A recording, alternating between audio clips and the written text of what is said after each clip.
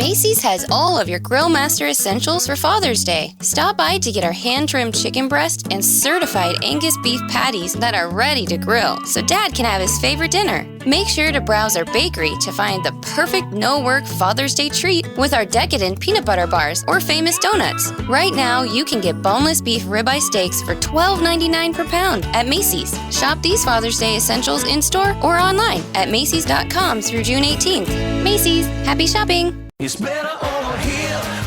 AT&T customers, switching to T-Mobile has never been easier. We'll pay off your existing phone and give you a new one free, all on America's largest 5G network.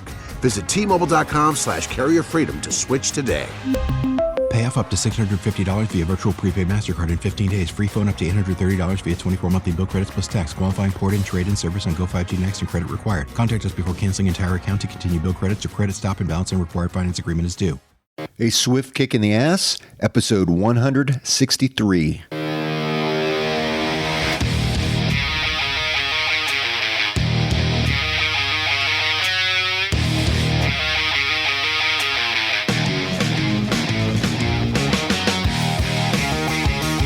Life is challenging and difficult. No one gets out alive. Time to suck it up, Buttercup. Get ready for a monster-sized boot aimed to help you get traction on personal change and get living. I am John Curran, your host. Join me as I share my journey, exploring the forces that motivate us to change and help us get through whatever life throws at us. A swift kick in the ass. Life on your terms.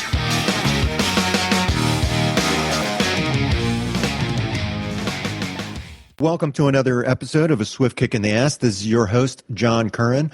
Here with me in the podcast studio, my AI podcast studio, is Mindy Kaufman-Opiela. Opiela. I'm so sorry. Goodness gracious. Okay. Well, we don't edit this, so people know that I'm human and I'm going to botch your name, so I apologize. That's totally okay. It's a mouthful. So why did I bring Mindy on to the show today? Let me just give a little background about her. So Mindy was born in Cleveland, Ohio, but she moved to South Florida, and that's where she grew up, and that's where I met Mindy. Now, we've all, grown up, had our own lives, and switching around the screen here and losing my place. But I think we went to high school together, knew each other in high school, and, each went off and lived our own lives. But here we are kind of crossing paths again. And the way we crossed paths was I saw, we connected through Facebook, and I saw that you were posting a lot of the same things that I was. I could see that we were on the same wavelength, and I just loved it. And then I found out more about you and more about what your life has been since high school. And this show is really about. It's called A Swift Kick in the Ass, and it's really about creating positive change in your life. Now, if there's anyone who has created positive change in their life, it's you, and you did it the real way. And I think that the listeners are just going to love this because you truly live on your terms. Yes. You define how you want to live. You are a health coach. You are an author as well. As I said, we met through, we connected through Facebook. So you're on Facebook, Instagram, you're out there. Yes. But it's been a long time. It has. So, we can pick up, I don't know, wherever you think is right. So you didn't graduate from the same high school I did. You actually took off. Yeah, I didn't even graduate high school. Okay. I quit high school right in my first week of 11th grade, actually.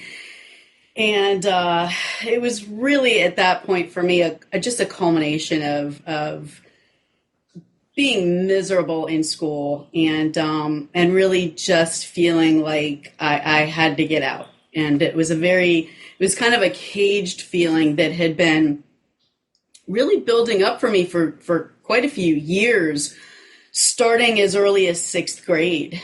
Really?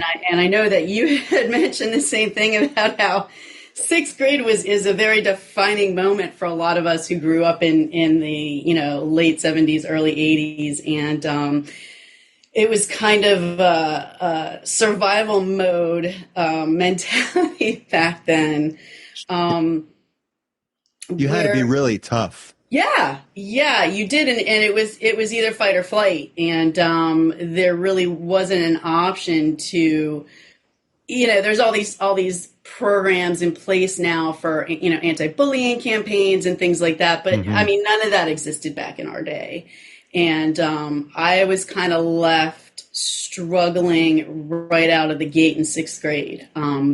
When I had tried to seek the help of a parent or an adult, it was kind of poo-pooed away because they really didn't think that, 11 and 12 and 13-year-olds could be that violent and that vicious. And there was, I went to Olson Middle School, so there was a lot of racial tension too back then. And the bathrooms, yeah. You avoided the bathrooms because they were covered in blood. Yeah. I had to leave school more than once because of being a fight being instigated and then just deciding I wasn't going to back down. And I did have a couple of friends that really did have my back in middle school, and so those were the people I gravitated to, and those were the people that I had my loyalty to because they were the ones that I felt that had my best interest at heart, where I didn't feel like any of the adults in my life, or the parents or anybody else really did. And the funny thing for me was I quit school mostly out of just sheer boredom. I had been in advanced classes since elementary school, and so that had never really been an issue for me, but I was bored. And I specifically remember going to South Broward in my 10th grade year there, which would have been 1984. They decided to add another period on, and it was this situation where I was already skipping school a lot, and I was going in and basically passing my tests with decent grades. But I ended up failing because of my my lack of showing up, where people that were in my class and failing miserably passed simply because they were there.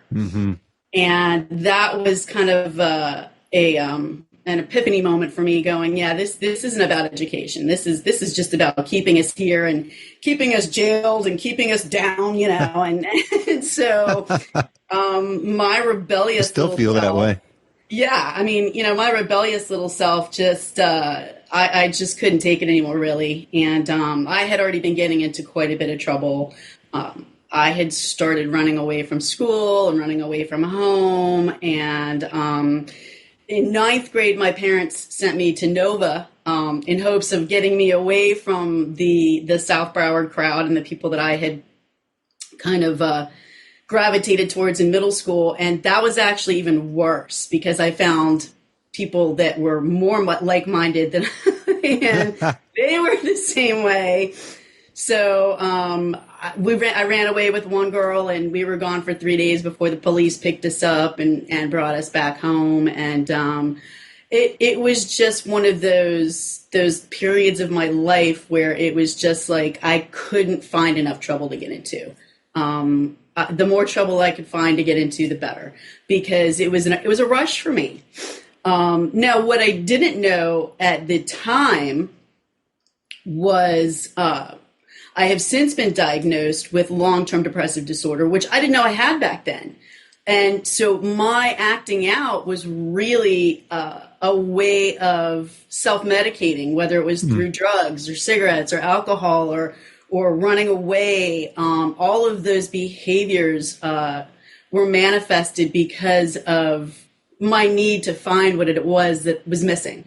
And what I couldn't find in my everyday, boring, monotonous life. So when that became clearer to me later on, much later on, it made sense, and it kind of put some things in place for me. And so it made it kind of easier to forgive myself for a lot of the things that I did, and to to ask forgiveness from people that I may have hurt along the way, just with complete disregard to anyone else's feelings at the time. But from there, it took a long time to get to that period, because from there things just got worse. So for me, it went from... Yeah, we were just in the middle school years.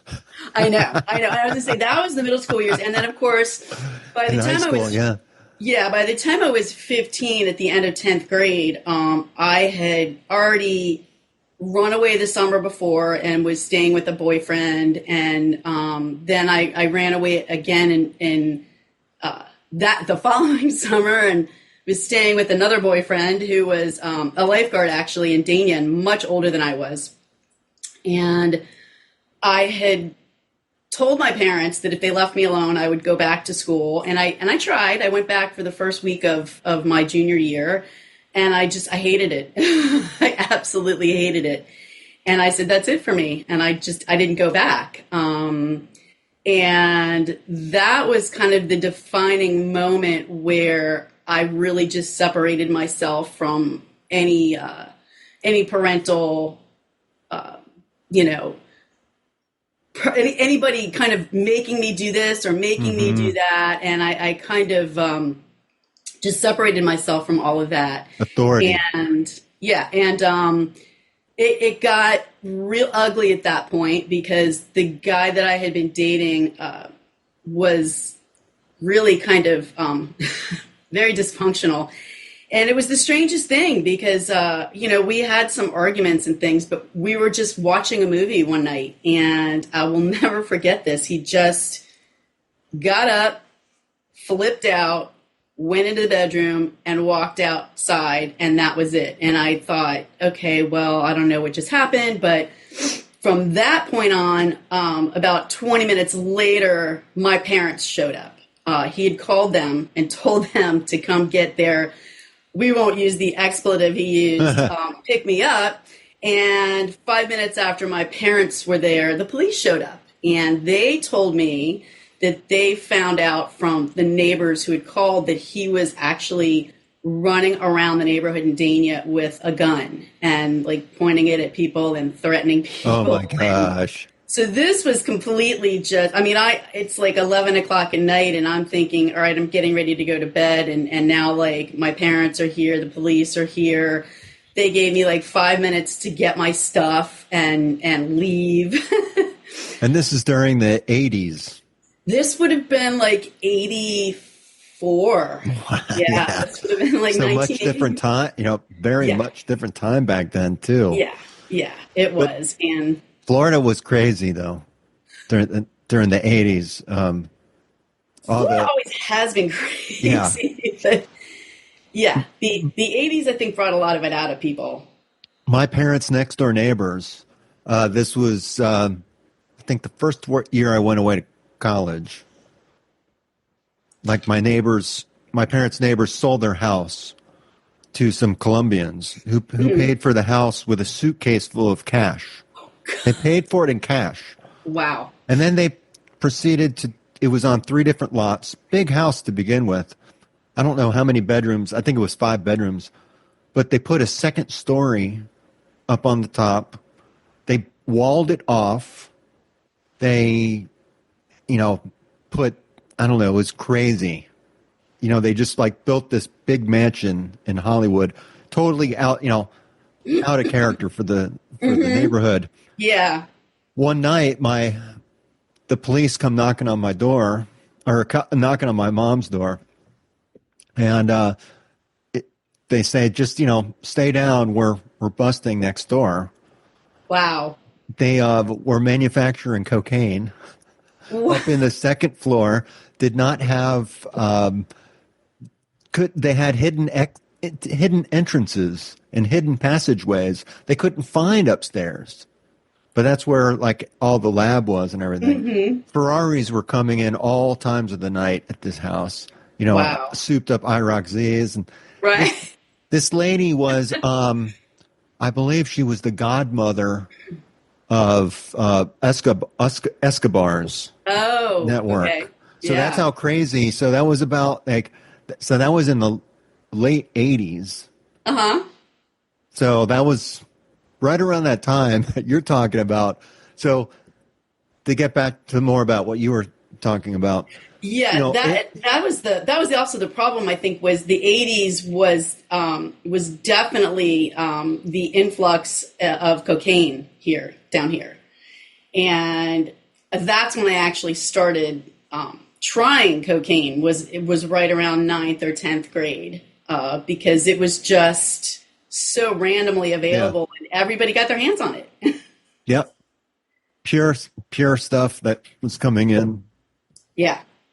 Yeah, it was a Florida thing. It was huge, but no one really knew what the dangers of it were back then. And the 80s was very,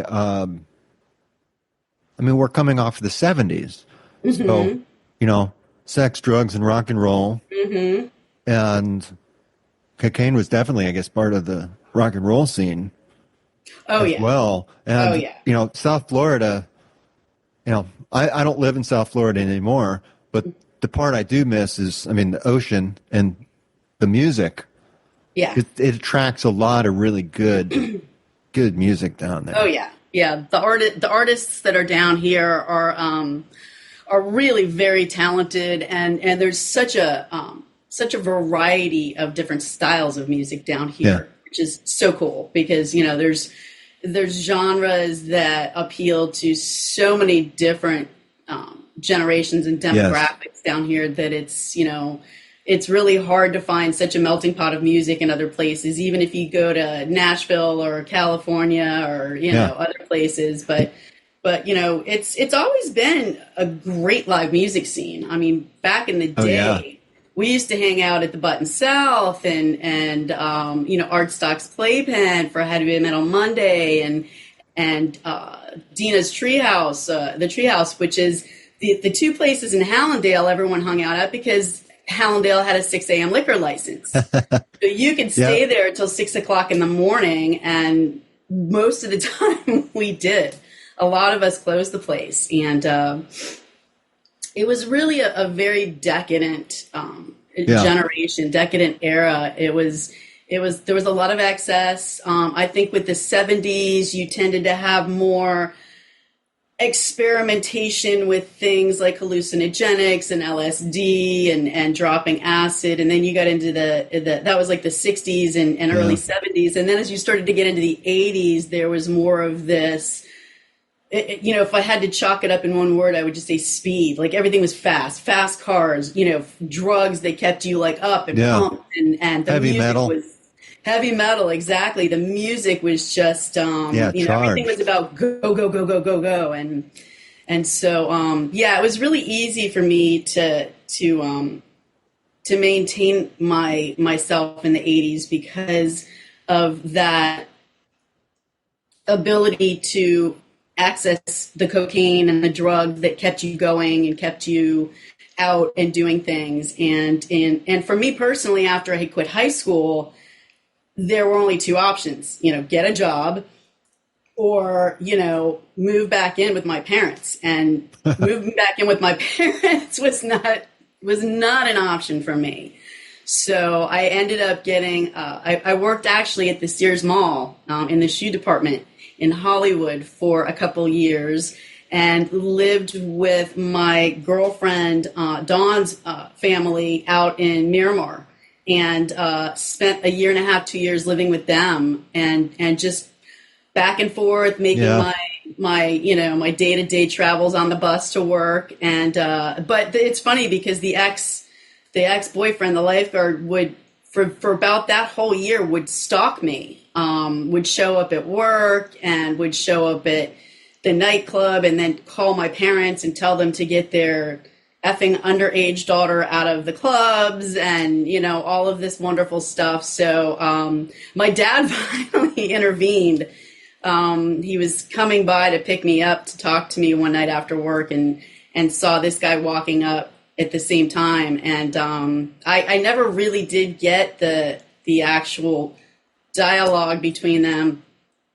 But knowing my father, it was probably something along the lines of, if you come anywhere near my daughter, I'm going to kill you.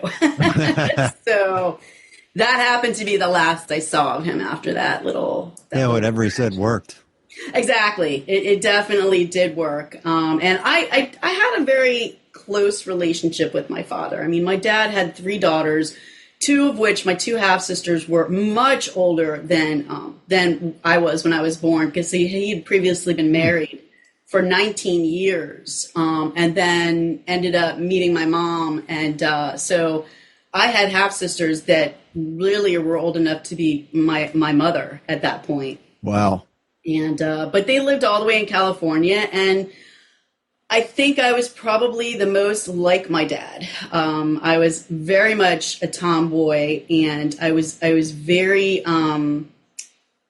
very much about, just kind of fighting and being tough. And I really didn't focus much on the girly stuff. I wasn't into the cheerleading. I wasn't into the dresses, and which was so funny because the only person that seemed to be bothered by my early development was my mom.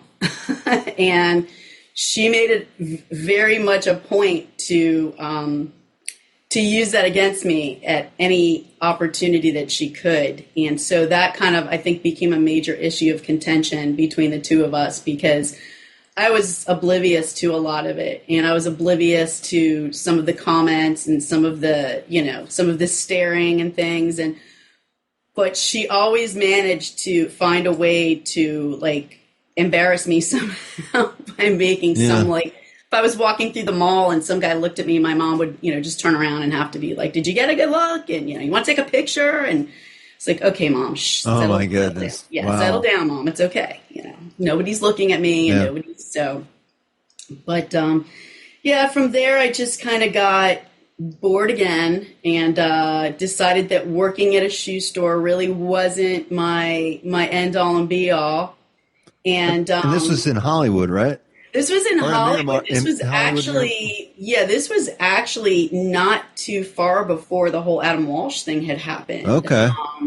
Because I remember that happening not too long after I left, and that was something down here that just shook everybody. Oh yeah, absolutely. That was like the first time you heard of anything happening like that in Hollywood. That was crazy. Hollywood was a sleepy little town. Yeah. And it was a great family place. We always joke around with these memes where we talk about playing outside until the street lights came on, but we really did that, Oh, absolutely. I get you. I was pretty bored with South Florida too. And I ended up, after high school, just moving north, in slow increments. I went to Gainesville for college, and I spent 15 years in Atlanta. That's where I met my wife, and now I've actually lived longer than that in Virginia. So I'm as far north in the south as you can get. Right. They still serve sweet tea. So. Yep. So, yeah. But the funny thing is, if you think about it, you actually have to go kind of north of almost like Lake Okeechobee, Ocala to get that southernness in Florida. True. Because South Florida is full of the New Yorkers and a southern lot of New York, Hispanic influences. So, right. So the sweet tea thing, I never really grew up with that down here because I don't think Florida, South Florida, is as southern as people think it is. I think I probably got that from Gainesville. Yes, a lot of my friends from Gainesville and the Tallahassee area are huge, like, sweet tea fans, and I think that they get that from the northern part of the state. But the ocean, though, is definitely, a place where I feel at home. Yeah. And I miss it dearly because I'm, far away from it. Mm-hmm. Yeah, that's hard. I don't think I could do that. I did it for a very brief time, but ended up back down here simply because I think that is such a strong pull for me. The beach and the ocean, and it's definitely hard if you've never lived away from it. I'm about an hour and a half away from the ocean, but I just I've been working on restoring my dad's 20-foot boat, so I've been taking that out, and Nice. now I've taken out twice now, and I'm getting all the kinks worked out. Nice. So the plan is to take it to Chesapeake Bay and go fishing and, There you go. do that.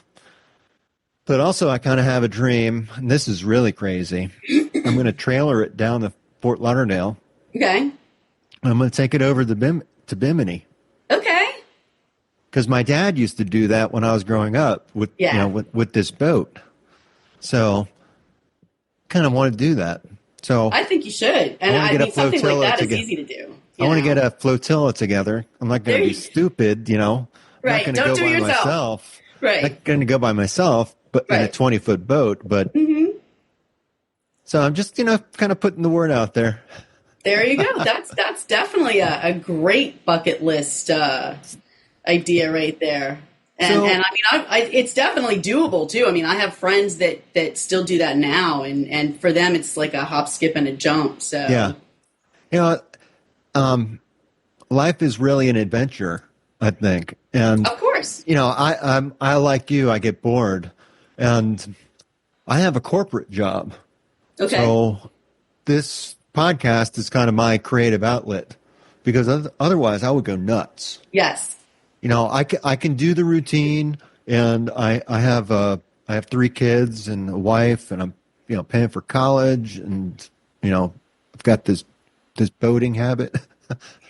So I mean, life is good.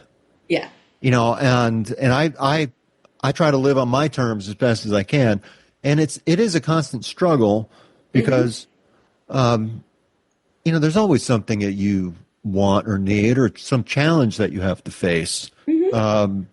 I think that's where we fool ourselves a lot, is thinking the challenges, they just never end. right. But Well, absolutely. I mean, life is. If there's one thing about life you can count on, is that it's always unpredictable. And sometimes that's a great thing, and sometimes it's not so great. But the consistency of being inconsistent is kind of the thing I like most about life. yeah, I think so too. So as I'm sitting here, I took my glasses off, and I'm kind of picturing you with, with my cloudy vision, and I'm thinking back about middle school, and I mean, I kind of envision, I can see, the girl that I knew in middle school, and I'm thinking, you really know yourself, and you knew yourself at a very young age. I think, like you said, at sixth grade, that's when it really kind of kicked in, you said, for you.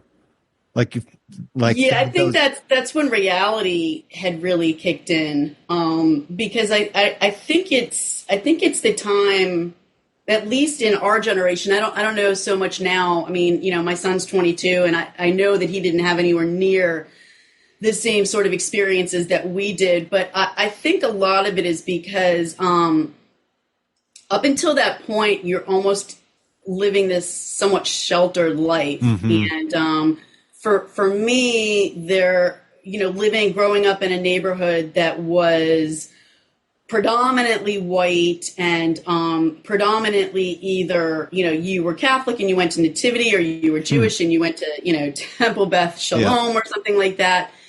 But but it was still, there was a lot of everybody was kind of in this same financial middle class situation. And then all of a sudden you're bussed into a neighborhood that is like, as long as you're in school, it's okay. But if I remember when we used to drive through there to get, weed and stuff, the cops were always there. And if you were white and you were in that neighborhood, they made sure you left quickly because you didn't belong there and they knew what you were there for.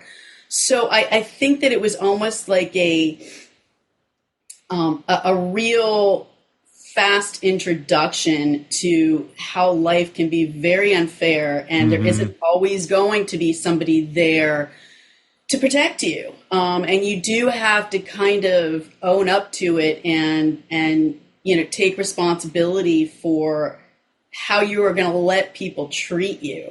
At least that's how I saw it. I mean, for me, it was more, at that age, everybody's just trying to figure out who they are, and everybody's just trying to figure out where they fit. And I didn't, the funny thing is I run into people from high school all the time, and I still hang out with a handful of people that I've known for 40 years. And the consensus everybody says to me is, wow, you were just like that person that just, you had your act together and you knew, and I'm thinking, wow, you people have no clue. Because I was just as clueless as everybody else. Maybe I just put on a better game face about it. But for me, it was just more, I don't think I cared. I really didn't care what people thought about me or what I did. And to me, the stuff that I did that ended up being shocking or more like people just didn't expect it, people didn't really know how to read me. Because, I mean, first of all, I seemed to be this, in sixth grade, I was labeled as like a goody-goody.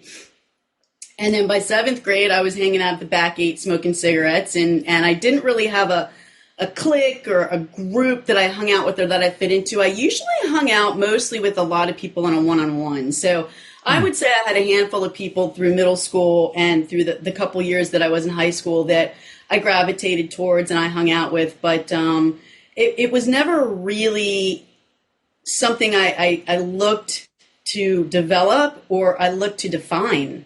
It just was, Yeah. And so I think that as we grow older, one of the beautiful things about aging and getting older is you do come into yourself and you do learn who you are, and you do learn to accept the things you don't like about yourself and embrace the things that you do. And when you do that, I think that it shows outwardly a certain level of confidence.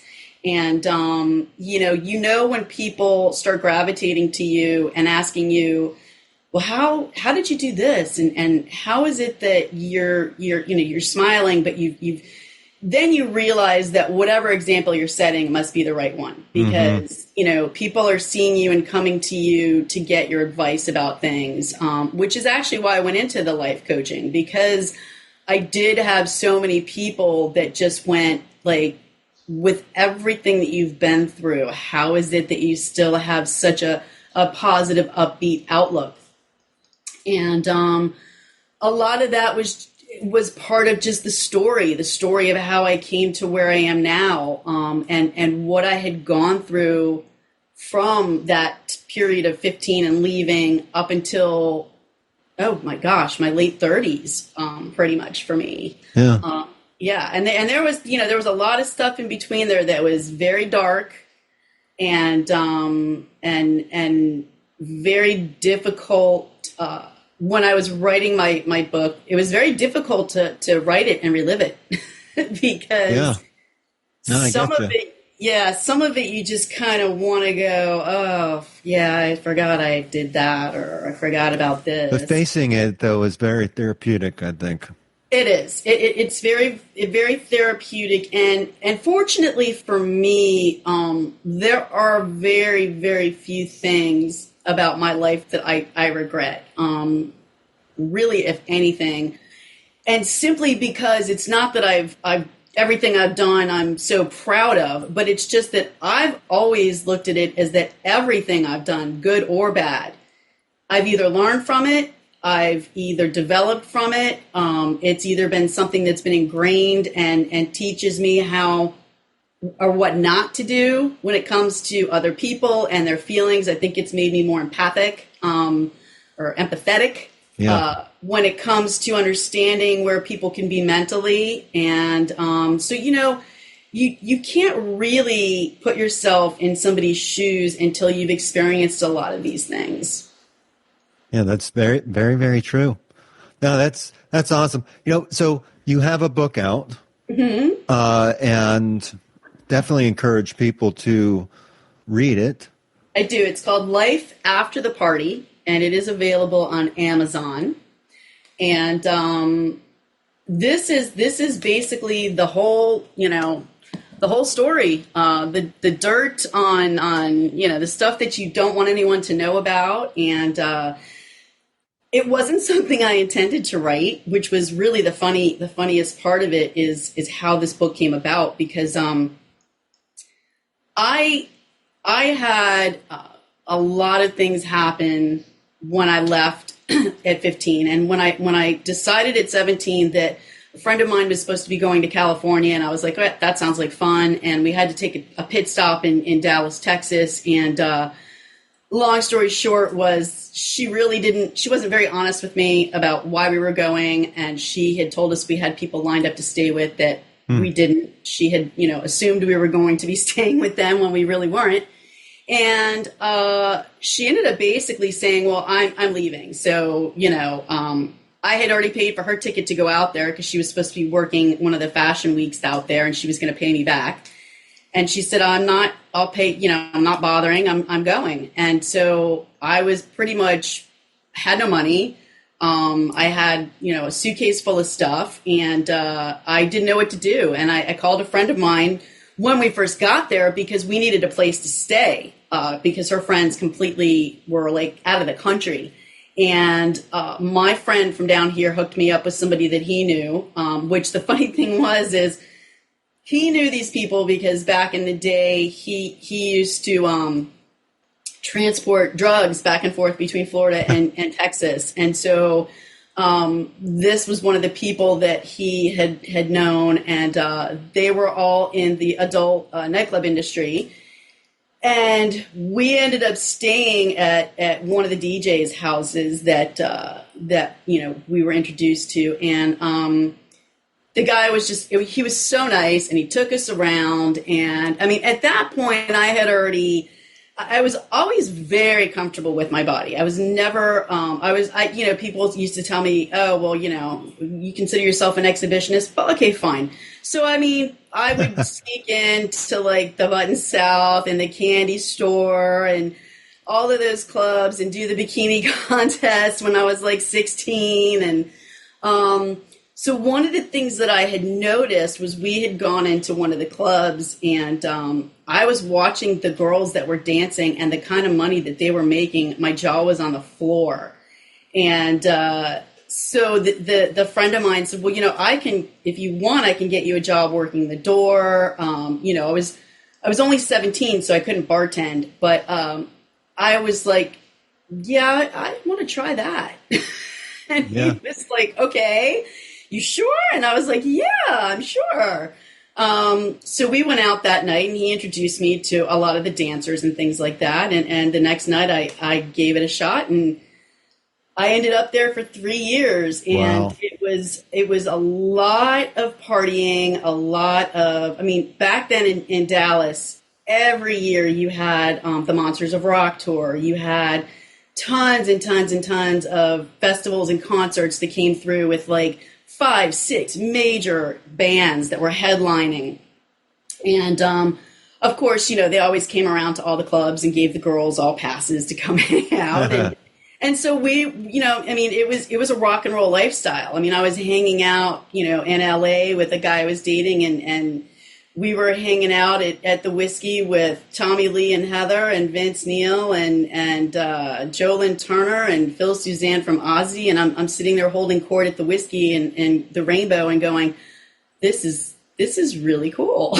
Yeah.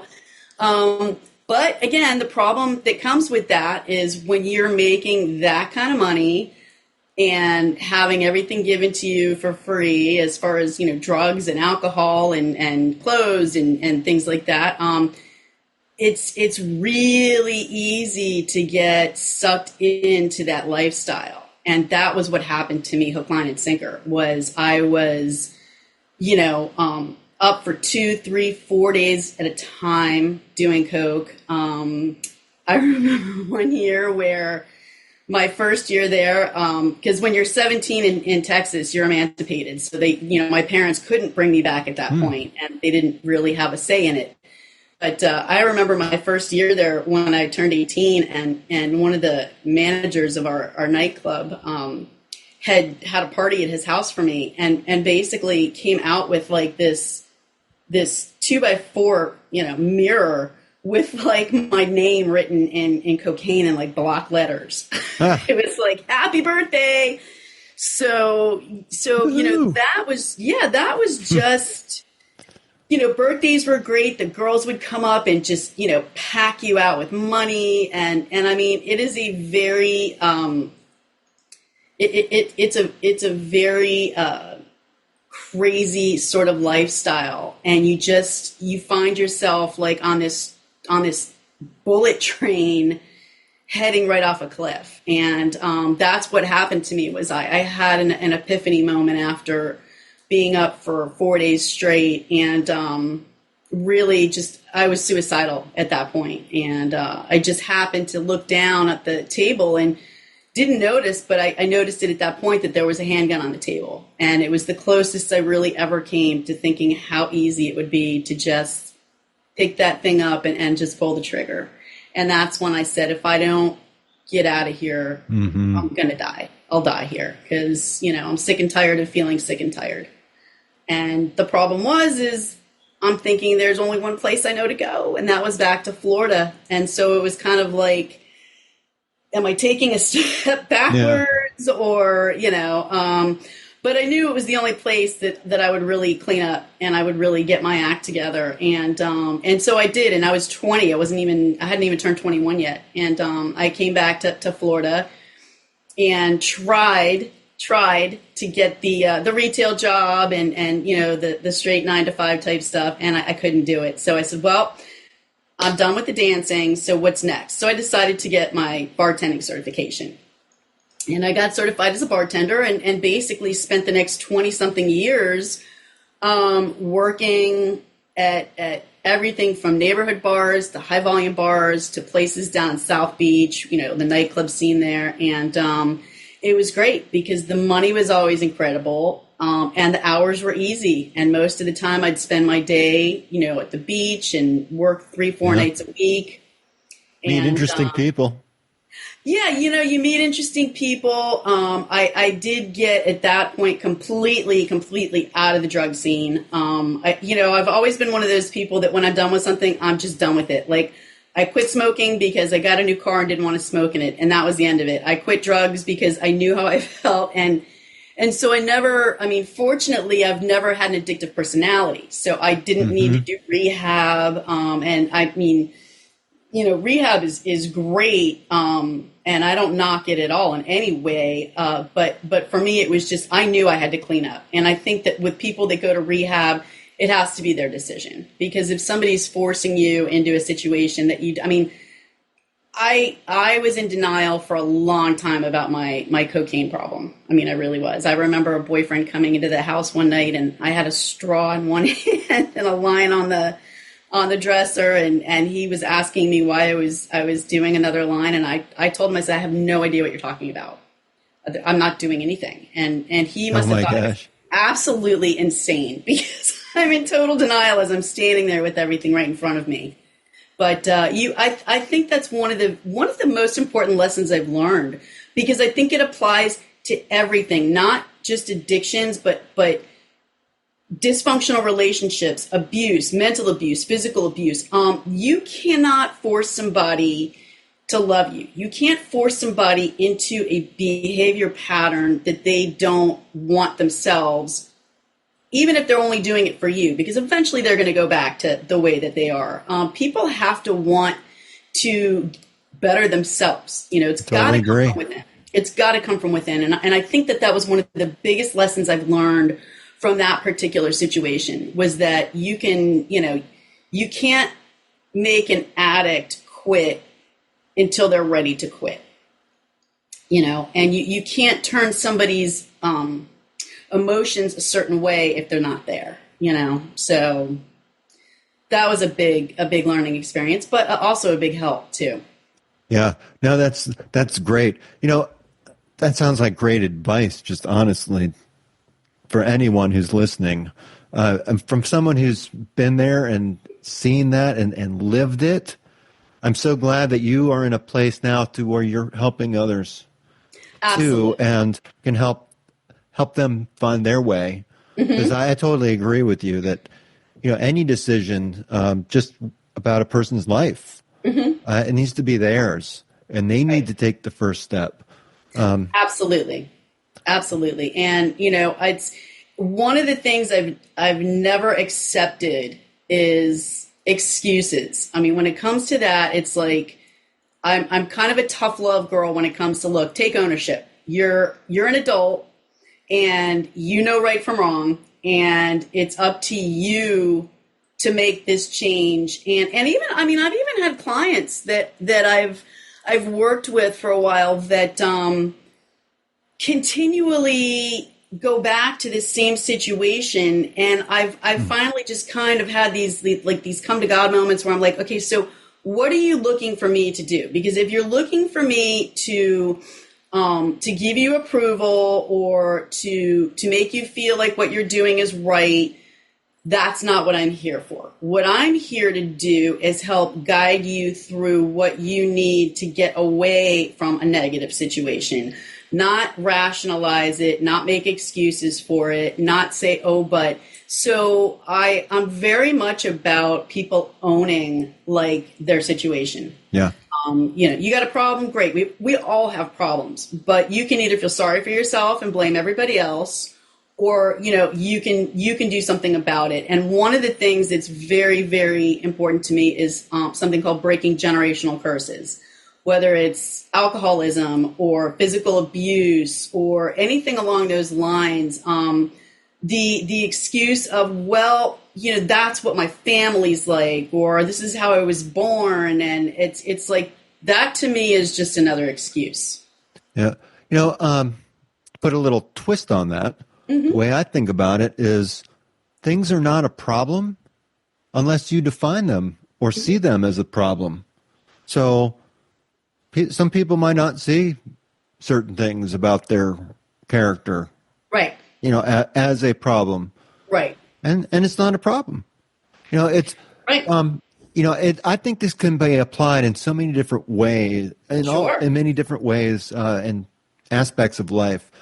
Like dealing with this boat that I'm, been working on. It's been a decade maybe. In those 10 or 12 years I've been working on that boat, I have tried to pawn off and pay my way out of certain problems. Like I took the boat to a boat mechanic to have the motor put in and things. It took him 5 years. Now, granted, Why? he had a heart attack and he got crushed, then he lost part of he moved his business locations and such like that. But regardless of it, as I'm working on it now, and I have a different attitude toward it, that no one is there to save me. I have a problem and I need to fix it, and I need to just do what I need to do to get over this challenge. Right. Because until I get over this challenge, I'm stuck. And I don't like being stuck. Right. I hate that worse than bored. Yeah. But once I had that, started getting in that attitude, it's amazing how it just snowballs, and you apply it in different ways. I apply it at work. Sure. I apply it in my personal life. It changes your whole world view. So, now you do absolutely have to own your life. Right. And make these tough decisions. It's not easy. It's certainly, not, I mean, there can be a lot of pain and suffering involved with it, especially when you're in denial that you think things are going to change. Right. But you still keep coming back to the same thing. Like, even with the boat, I'm doing that too. Absolutely. I took it to the mechanic, try to pawn it off, but he didn't do what I really wanted him to do. Mm-hmm. So now I'm faced with having to do it. Mm-hmm. It came right back. Yeah, absolutely. Because I didn't learn what I needed to learn from that first time. So until a person sees that and can recognize that for what it is, mm-hmm. they are going to be stuck. Absolutely. I didn't coin the phrases, but I like to use them a lot. One is you can either be part of the problem or you can be part of the solution. Mm-hmm. And I also remind my clients that there's some people that have a solution for every problem, and there's some people that have a problem for every solution. Gosh, that's so true. And from my experience with a very, very a bad marriage at a young age. I mean, I met my ex-husband when I was in my 20s, and he was 11 years older than me. And by that point, the most important thing I wanted in my life was stability. I had been done with the wild child side of me. I went back to school and I got my GED, and they said, you scored off the charts. Do you want to get your associates? Because we'll pay for you to go to Broward College. And so I went and got my associate's degree. And in the whole time, one of the things that a lot of people, young people, have to learn, and the sooner they learn it, the better, is it does not matter how much you love somebody. You cannot change that person by loving them.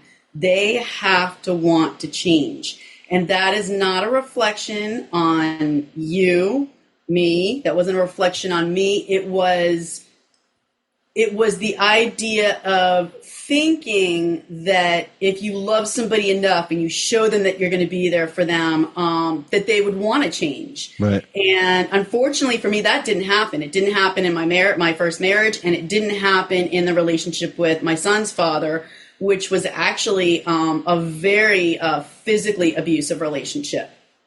And my first relationship with my ex-husband lasted 7 years. We were only married a year and a half. We were together for 6 years, and it was on and off and on and off. And my relationship with my son's father lasted 2.5 years because I got wise and said, okay, I'm not spending another 7 years doing this. Mm-hmm. But as I've grown, again, when you start to learn about yourself and you learn about what you're willing to accept and what you're not willing to accept.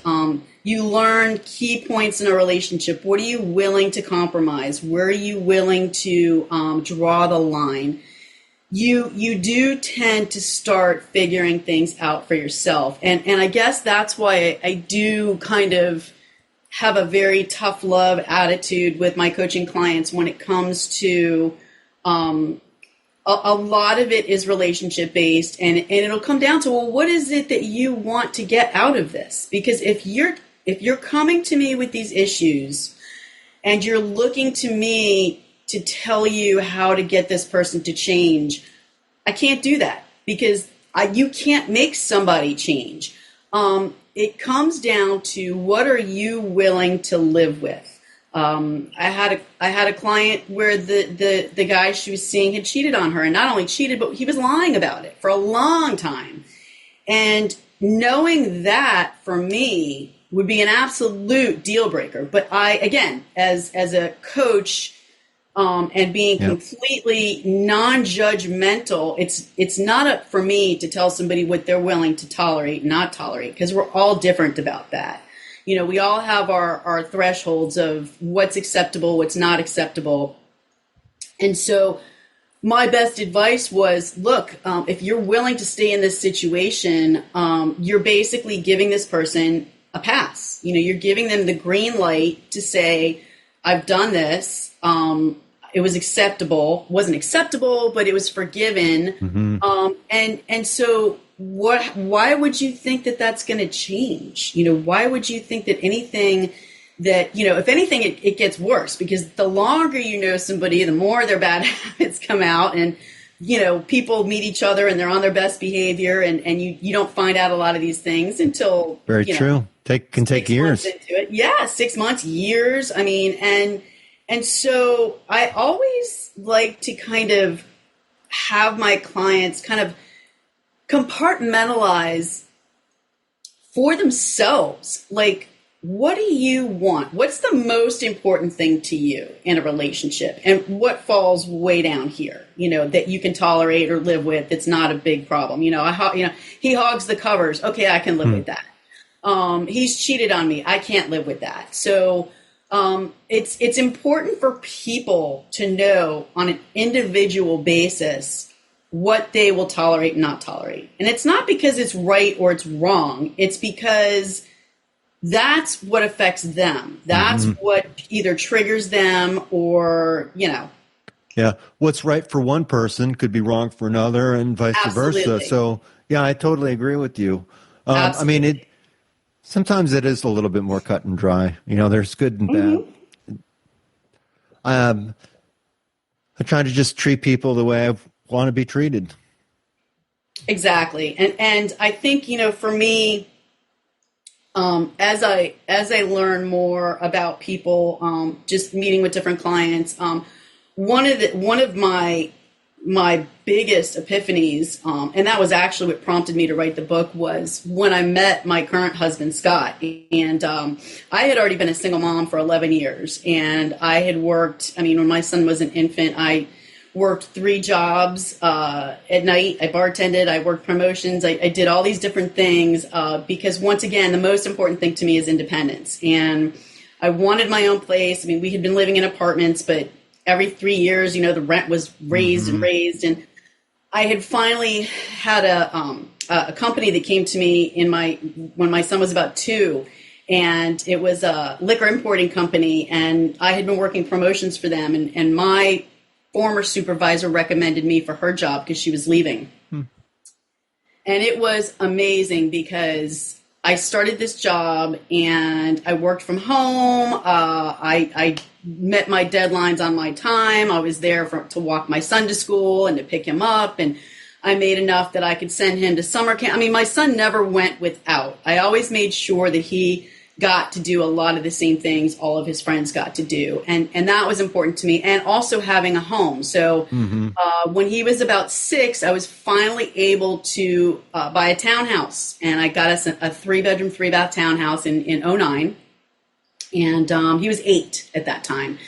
And that was a huge accomplishment for me, because that was like, I have my place. And I think that from my past and running around and living with other people and having issues where I never felt settled, that was huge for being a big part of growing up for me, was buying my house and having my own place and knowing that I was now like planted somewhere. And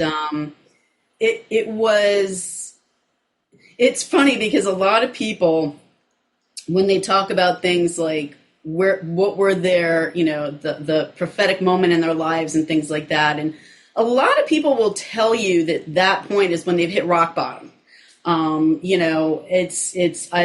I turned to God when I was so strung out and so addicted, or I was so this or so that. Yeah. And for me, it was funny because I was single at the time, and happily, because at that point I had kind of had enough with all of the dysfunctional relationships I had been in, and I was busy with work, and I was busy with my son, and what I loved so much about my job was it was a new environment every day. I'm not wired to be a 9-to-5er in a cubicle at work. That to me is like worse than death. So I was always going to new places and interviewing new girls, and my company I had to travel a lot within Florida and during the year, because we held corporate meetings up in New York and things like that. And lots and lots of interesting people. I was still in the same element with a lot of athletes and celebrities and musicians because it was a liquor industry. So we were always doing, one of our products at the time was Grey Goose, which was huge back then. So we were always getting invited to sponsor all of these great events. And so I was living the best life that I think I could possibly live. And I was like, wow, except for like the perfect guy, which I don't even need, I've done it. I feel like an adult now. I feel like I've found what I'm going to do for the rest of my life. I'm happy. The first job that I've been at, and I've been there for 9 years and I love it. And it started to nag at me. And it was almost like it started off kind of as like a scratchy sort of feeling, like something was just rubbing me wrong, but I didn't know what it was. And so I started kind of focusing on like, okay, is this the mental illness? Is this the feeling of battling something that isn't really there? And it started kind of messing with my head a little bit because I couldn't figure out why. On paper I had everything and I was happy, but I still felt something missing. And that was when I decided, well, the only thing that I don't have and haven't had for a long time is any sort of a spiritual connection. And so being raised down here, I was raised in a very conservative Jewish household. I mean, we did temple on the high holidays and I had my bat mitzvah and that was it. So I really didn't have anything to go by other than temple. And so, okay, well, we'll start there. And I went back and I stuck it out for a couple years. It was the same temple that I had actually, the rabbi that had actually bat mitzvahed me was still there. But let's just say it was absolutely not what I expected. It was the antithesis of what I had expected. And on one of the highest holidays, I was there in a room with thousands of people who only come once a year, and no one acknowledged me, no one said hello to me, no one greeted me. My mom wasn't with me because she had just had some emergency surgery. I had somebody watching my son, and I decided to go by myself. And I left there in tears, and I thought, this is so wrong because I've never felt more isolated, and I don't think that's what God wants for my life. I don't think God wants me feeling this unhappiness, this sadness when I leave here. But I didn't know what to do about it because I don't have a lot of experience. I mean, the only experience I had growing up was with my friends who were Catholic and went to Nativity. And, I was like, well, that's not really going to work for me. So I was seeing a therapist with my son at the time because as a single mom and my son had ADHD, we were working through a lot of that stuff to help him out. And I was telling her about my situation, and she had made this suggestion to me about trying something called Unitarian Universalism, which is a very big mouthful. And what it ended up being, I ended up finding a local UU church, and it was really a very good experience. It was a stepping stone for me towards understanding I was on the right path. It wasn't where I was planning to settle, but it gave me a lot of freedom to experience other cultures, other religions, because the thing about Unitarian Universalism is it incorporates and encompasses everybody. It's more like a web of life sort of mentality where it doesn't matter what your background is. We're all here. We're all human. Very kind of a lot of 70s hippie feel to it. My husband and I actually ended up getting married at the UU church, which was wonderful. And it was a really great place for me to start. But when I met my husband, the really interesting thing is he told me right off the bat that he was a born-again Christian. And I rolled my eyes and said, oh, great. You're one of those. Because my experience in the past was not a good one. I've had, as being raised Jewish, I've had people shoving the Bible down my throat from as far back as I can remember, and I always like to say a little knowledge is dangerous, because people will pull Bible quotes out and use them against you. And then it's kind of like, in the same breath, they're going, but, you're Jewish, so you're chosen. And it's like, okay, you're totally confusing me right now.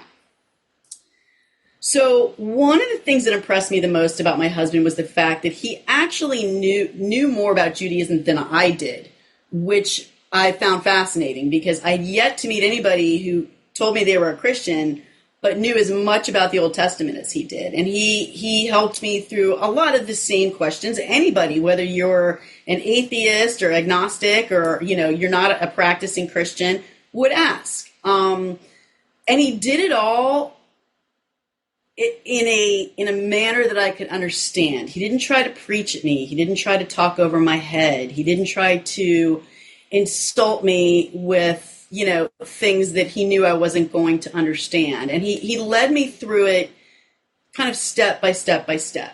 And so we started going to a non-denominational Christian church that I actually worked at for 5 years.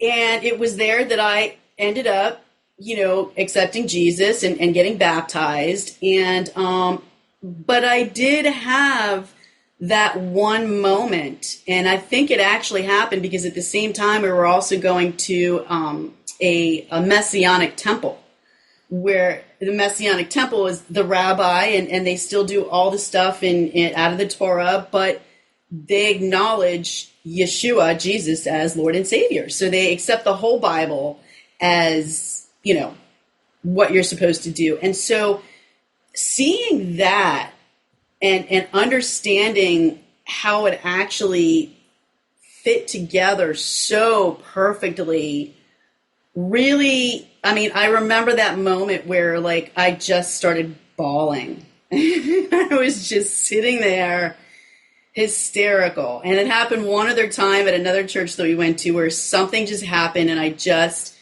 felt this overwhelming sense of, and it wasn't sadness, but it was just this joy, maybe.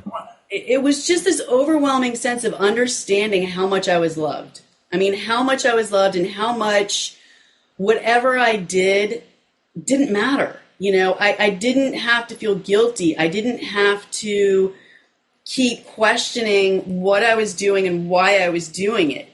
And that was probably the biggest turning point in my entire adult life. And, being somebody who is always feeling like people were shoving that in my face or trying to, condemn me with it, I'm always walking a very fine line of talking to people about that without sounding like I'm either being preachy or telling them, what they need to do or not to do. For me, it didn't happen until I was in my 40s. But when it did, I couldn't tell people enough how life-changing it was, simply because, not from a religious perspective whatsoever, but I believe that for me, it's given me a sense of peace. I don't feel like I have to judge anybody, because that's not for me to do. And being that I am such an empath, and my heart is so out there for people, animals, anything that's hurting. I feel it physically myself. Helping people and showing people that they're loved, and reminding people that there's always hope, there's always light, there's always something that you can turn to, and, understanding that the Bible doesn't say anything about, accept God and everything is wonderful. No.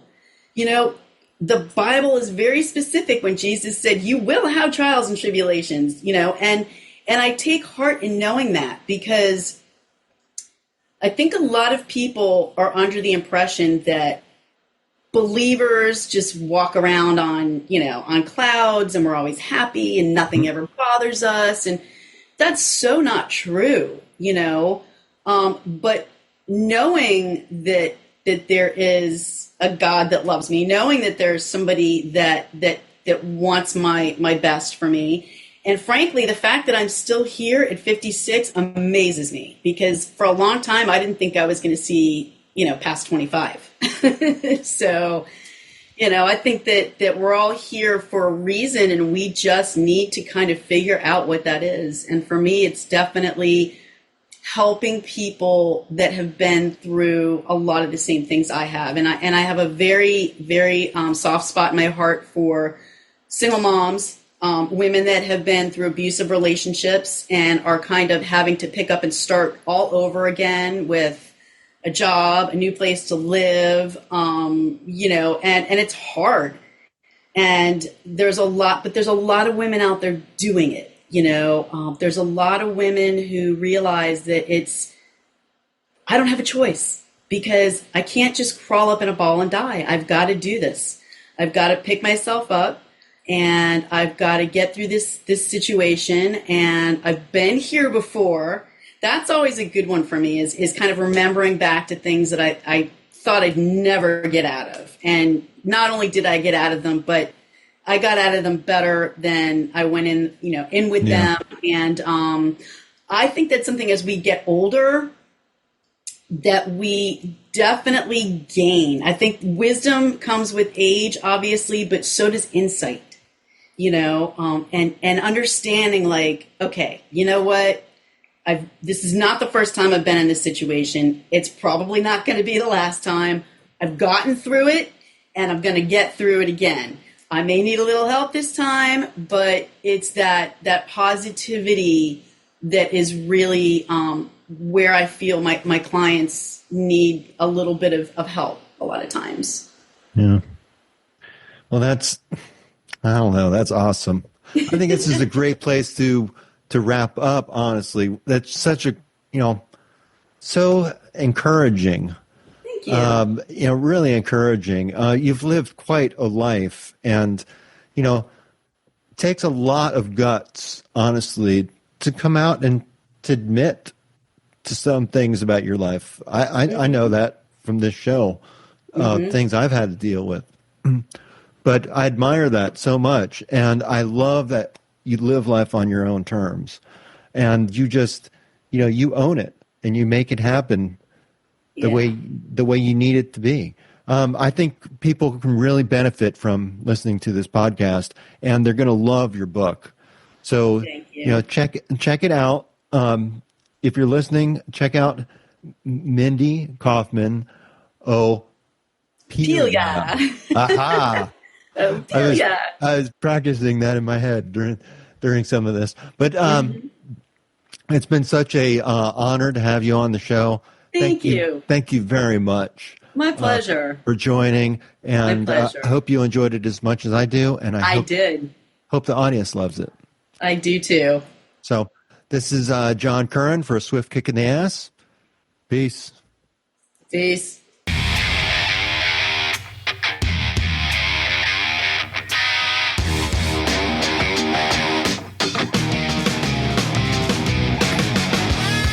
This marks the end of another episode of A Swift Kick in the Ass, placing it directly in the can. As much as I like to talk, even I have my limits. It's time to go. Catch me on the next show.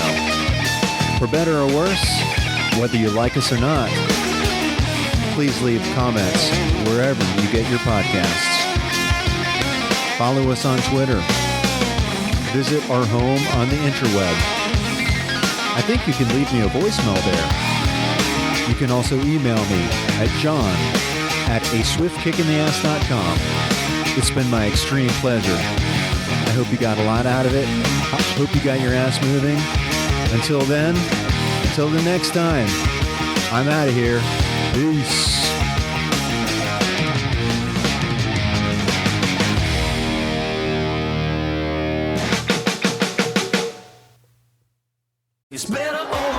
After investing billions to light up our network, T-Mobile is America's largest 5G network. Plus, right now, you can switch, keep your phone, and we'll pay it off up to $800. See how you can save on every plan versus Verizon and AT&T at T-Mobile.com/across America. Up to 4 lines via virtual prepaid card. Allow 15 days. Qualifying unlocked device credit service ported 90 plus days with device and eligible carrier and timely redemption required. Card has no cash access and expires in 6 months.